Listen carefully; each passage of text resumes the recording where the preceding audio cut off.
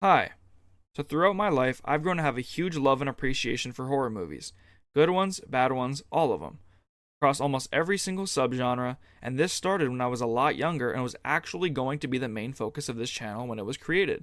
However, despite the probably hundreds of good and bad horror movies alike that I've seen in my life, there's always been one that stood out to me among the rest. One that I had never rewatched and one that terrified me as a child. That would be The Grudge 2004, a film directed by Takashi Shimizu starring Sarah Michelle Gellar that follows various different people's experiences after entering a house with a murderous backstory. And in the spirit of the month of Halloween, I thought it would be fun to finally revisit it for a video.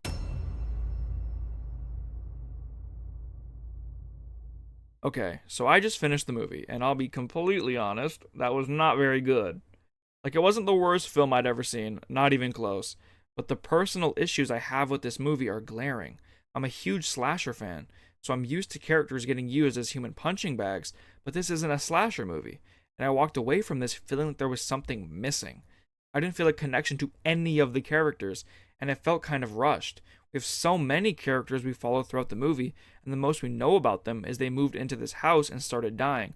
The only interesting character to me was Peter, whose relevance to what actually happens is quite high. Kayako, who's one of the two ghosts in this film, was obsessed with Peter, and when her husband found out, he killed her and her son in a fit of rage. Every other character gets killed, and they don't really know why, except for Karen, who finds out in the last 10 minutes of the movie, and despite being the main character played by Buffy herself, feels like a throwaway character completely. She gets 2 or 3 scenes with the ghost, and that's about it. And there was a detective who seemed to have known something fishy was going on in that house, and goes there at the end of the movie to burn it down, then just immediately dies. However, this is one of the few kills we actually see, and it's really intense with the second ghost, Kayako Santoshio, drowning the detective in the bathtub like he was drowned while using the form of his father.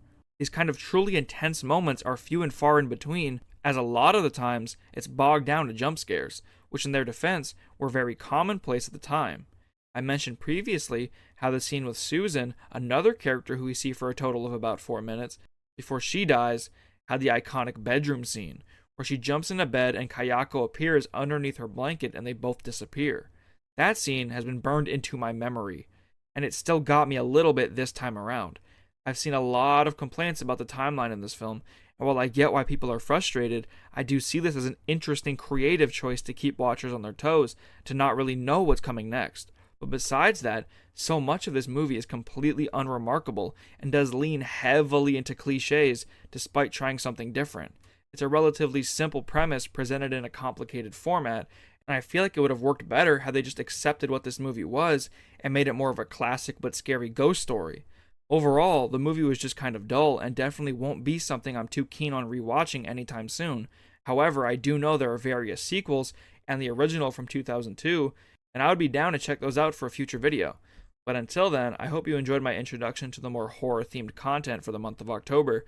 We still have the Dexter Original Sin video coming out soon, but until then, take care.